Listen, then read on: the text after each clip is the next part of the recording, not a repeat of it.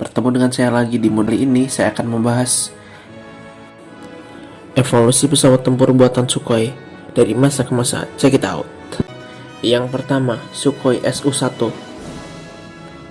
Sukhoi Su-1 atau I-330 adalah prototipe pesawat tempur Uni Soviet yang dibangun pada awal Perang Dunia Kedua.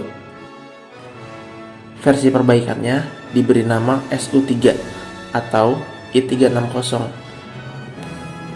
Yang kedua ada Sukhoi Su-7 Fighter A.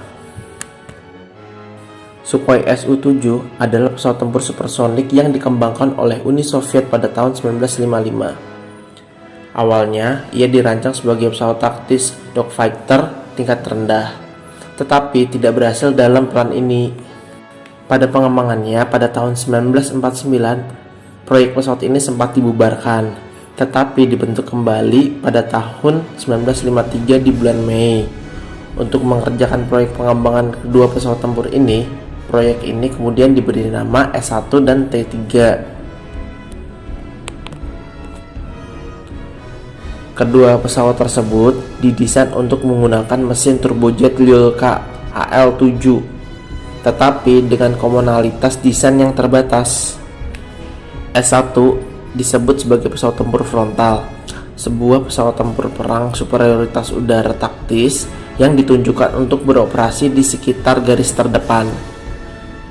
Pesawat ini merupakan pesawat Soviet pertama yang memiliki fitur ekor tipe slab dan sebuah translating nose cone.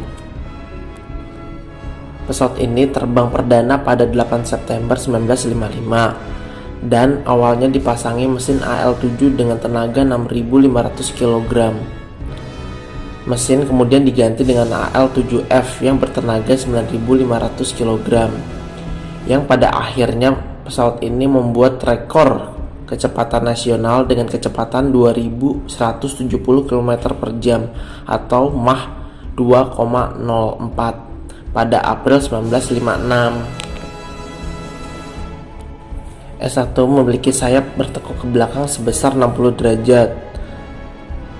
Persenjataannya terdiri dari 3 cannon 30 mm dan memiliki retractable ventral tray untuk 32 roket spin stabilized 57 mm. Pesawat ini melakukan demo terbang di atas Tushino pada 24 Juni 1956. Tetapi perwarupa ini mengalami kecelakaan pada 21 November di tahun yang sama.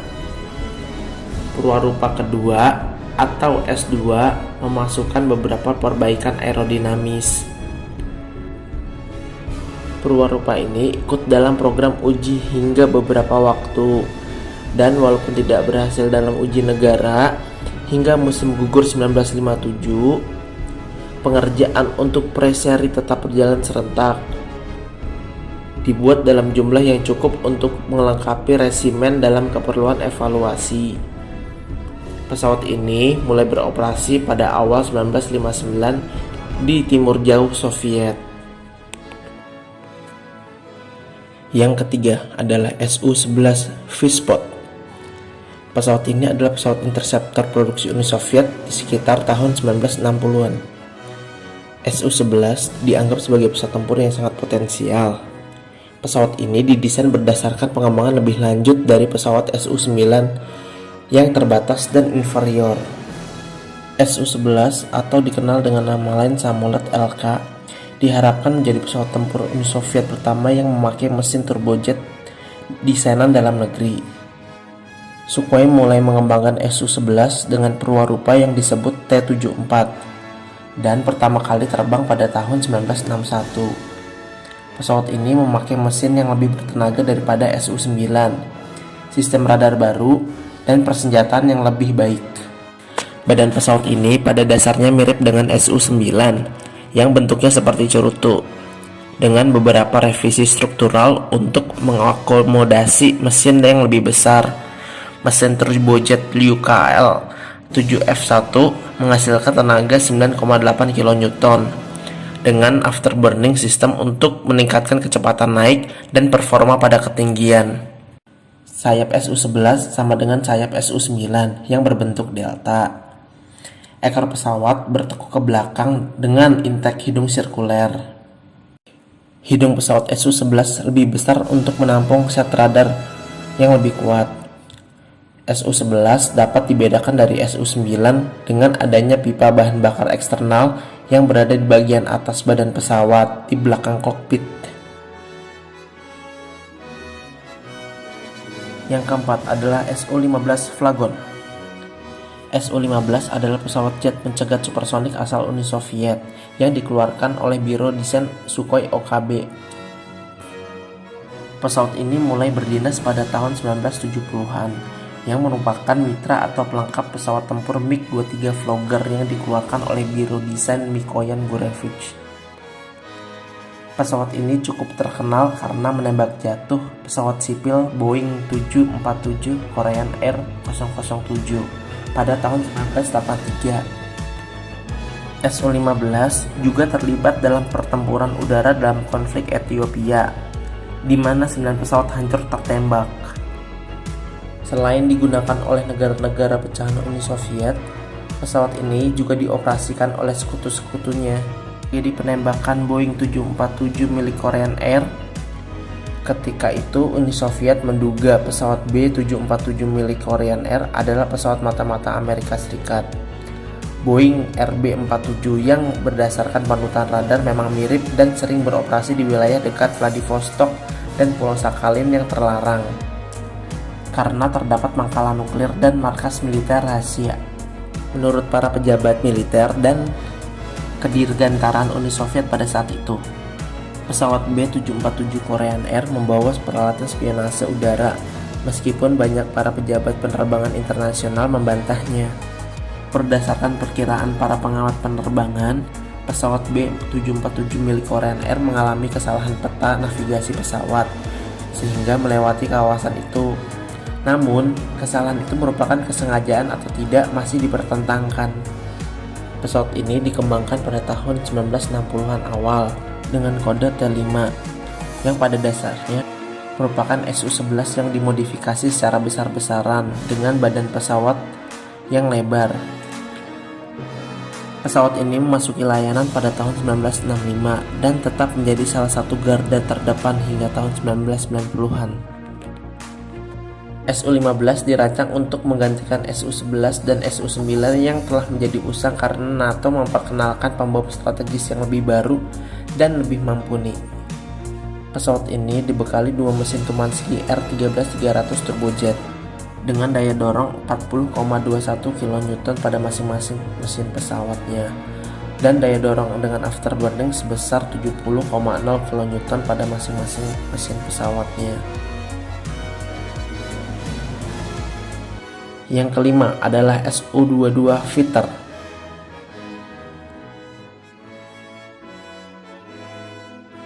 Pesawat ini merupakan pesawat penyerbu Uni Soviet yang dikembangkan dari pesawat penempur pembom Su-7. Su-22 menikmati karir yang lama di Angkatan Bersenjata Uni Soviet yang nantinya bakal menjadi Rusia. Digunakan dan diekspor ke berbagai negara di Timur Tengah dan negara-negara komunis. Pengembangan awalnya yaitu percobaan untuk meningkatkan kecepatan rendah dan performa take-off landing dari pesawat penempur pembom Su-7 pada tahun 1963. OKB Sukhoi dengan masukan dari TSAGI membuat demonstrator teknologi untuk variable swept wings. Pesawat ini memiliki kode produksi S221. Dikonversi dari produksi Su-7BM.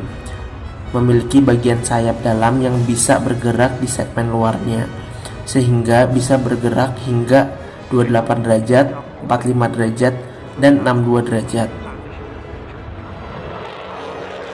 Sayap bagian dalam yang fix memudahkan pembuat pesawat untuk tetap menggunakan landing gear Su-7 dan menghindari kebutuhan untuk poros yang sulit untuk hardpoint di bawah sayap, serta meminimalisir pergesekan dalam titik pusat tekanan relatif kepada titik pusat massa dengan perubahan pada sayap yang bisa bergerak.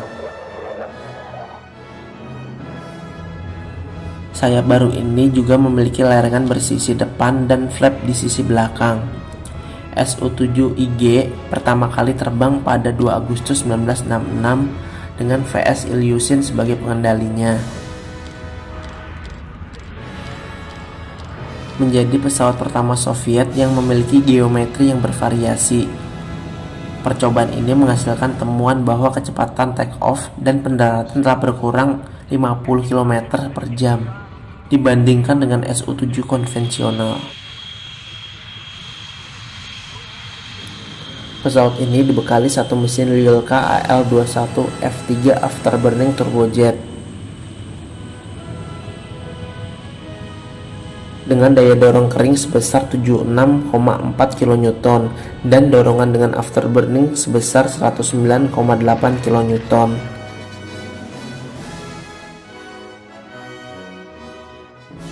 Yang keenam adalah Su-24 Vencer.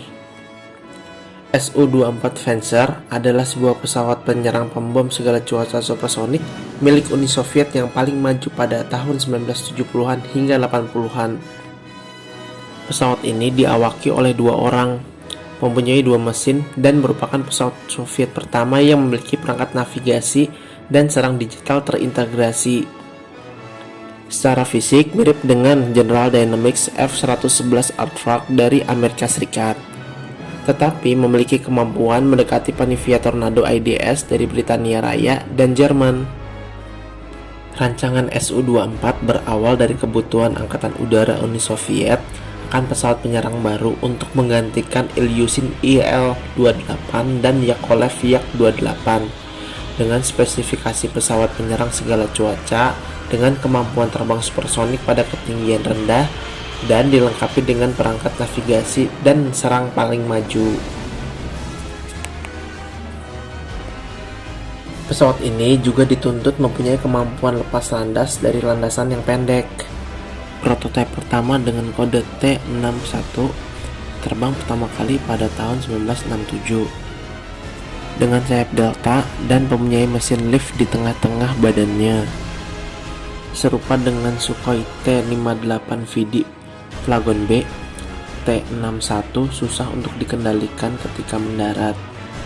Lalu Sukhoi memodifikasi prototipe pertama ini menjadi kode T-62 yang tidak memiliki mesin lift tetapi memiliki sayap dengan wingtips yang mengarah ke bawah dan flaps mirip dengan yang dimiliki British Aircraft Corporation TSR-2.